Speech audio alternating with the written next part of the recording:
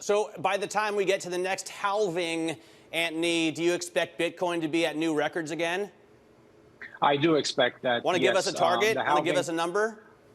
I stick by my guns and my target of 100,000 within 12 months from now. And this will not be by any measure the craziest thing that Bitcoin has done. Welcome to the Crypto Teacher. And guys, I come back with that video just to make you think. And guys, we have Nexo co-founder Bitcoin 100,000 in 12 months. Is that correct? No way. But guys, we know when it comes to Michael Saylor, he's giving us half the truth. We know Morgan Stanley has his back. He's investing in the long term just like Cathie Woods because they know all about the fourth industrial revolution. Are they going to tell the sheep about the fourth industrial revolution where robots, algorithms, and drones take over the economy? No way. We know the NWO is ran by oligarchs, the king, and they will never tell you the whole truth. They're going to always play the Hegelian dialectic. Why? Because it's going to keep the sheep indecisive. That's the reason why they never invest in the stock market, and they're going to never invest in cryptos. They're going to be too scared. They work hard for their money, so they're not willing to lose it. But they don't know the game is rigged. The game has been rigged from the beginning. 2022 is Shemitah year. And we know normally behind that year, 2023, we normally get a main event. But we know it's all about building for this next 2 years. And then we're going to have the robots, algorithms, and drones rise. And it's going to be man versus machine. And they're going to be paying each other with cryptos. And where is the sheep going? That's right inside the metaverse. And remember, the Crypto Teacher told you because he knows. When it comes to the New World Order, it's all planned out. You have a wonderful day. Always. Listen, love to just start off on, we just said it, I think it's 129,000 roughly. Coin, average price of 30,700. Spent about $4 billion on it. One would anticipate if the price stays where it is, that's going to cause a significant write-down overall. At least your auditors may ask for that. You've talked for years about the financial flexibility owning all that Bitcoin gives you. I wonder if you believe it also works in reverse. No, I think it's been a net positive. We back-tested our strategy against every other alternative. And if you roll the clock back to August 10th of 2020 when we embarked on this journey, Bitcoin's performed 10x better than anything else. Gold's down 10%, NASDAQ is flat, Bitcoin is up 86% since that time. Over any time frame, 2 years, 4 years, 8 years, Bitcoin's the best performing asset. I can't come up with a better idea. You can't come up with a better idea. Does that mean that you would actually consider buying more at these prices?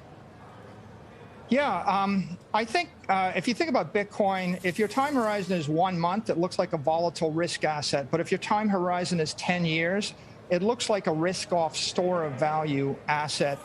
So the crossover point is 4 years. Nobody's ever lost money investing in Bitcoin for 4 years. And if you want a surrogate for the book value of the Bitcoin network, it would be the 4-year simple moving average. The simple moving average of Bitcoin over 4 years is about $21,685. Bitcoin's only touched that point a couple of times in its history, and those have always been great buying opportunities. Right, this is Bitcoin's on sale. We're touching that. We're touching that price right now. It's funny you should mention it. So, is it a great buying opportunity? Absolutely. Bitcoin's backed by the most powerful secure computer network in the world. If I gave you $100 billion, you can't reproduce it. And it's beyond a nation state attack or corporate attack. So once you understand that and the fact that it's a singularity, there's nothing like it in the world, then yeah, this is an ideal entry point to get into this thing. All right, but you've also taken on debt in order to actually accrue that position, which does incur a certain amount of risk, doesn't it? I mean, I know, you've got, 6 and a 1.25 senior notes. They're, 2028. You've also got maturities that are out there, but there's concern in the market about margin calls, about collateral calls, certainly on some of this debt. Can you clarify for us exactly what those are under the covenants that you currently have and how they may impede your financial flexibility? Yeah, sure. On a multi-billion-dollar balance sheet, we've only got a $200 million loan that we have to collateralize. And we're 10x over collateralized on that right now. If the market traded down by a factor of 10, we've got cash and we generate cash flow. So this has all been, the margin call thing has much ado about nothing. It's just made me Twitter famous, so I appreciate that. And the Twitter trolls love to beat up on me because it gets them engagement. As for the company's balance sheet strategy in general, we borrowed $2.2 billion at a blended interest rate of 1.8% before interest rates doubled. Junk bond index is from 426 basis points to 820 basis points. Mortgage rates have doubled. If you had a chance to grab $2 billion at 1.5% interest, it seems like a reasonable thing to do, and I'm glad we did it. Most of it is unsecured debt. 1.7 billion of it is unsecured. The 500 million comes due in 7 years after we borrowed the money. So we feel like we have a fortress balance sheet. We're comfortable, and the margin loan is well managed. Shepard Smith here. Thanks for watching CNBC on YouTube. We're going to a different economy, and we're going to be learning more about that as we go. But clearly, we're learning that things can be done from remote locations. We're learning that technology can replace people even more than we thought. We're not going back to the same economy. We're recovering, but to a different economy, and it'll be one that is more leveraged to technology. And I worry that that is going to make it even more difficult than it was for many workers.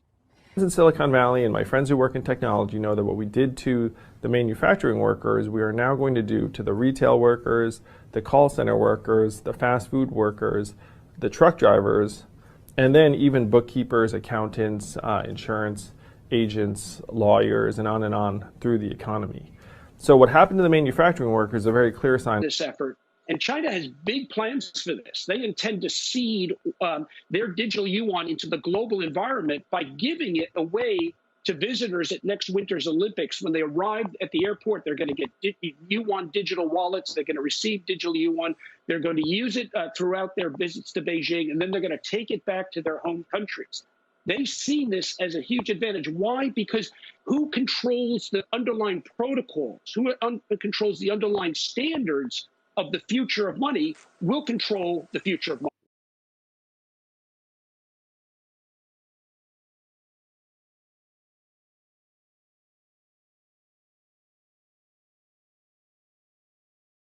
Most powerful person in the world is the storyteller.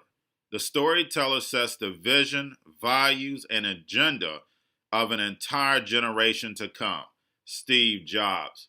And guys, you know I truly believe in this. When you look at the New World Order, they're the storytellers. And that's the reason why I wrote my New World Order book. But guys, now it's time to change the current generation. And I wrote 3 kids' books. You know I love the Trinity because I understand the power that's in it.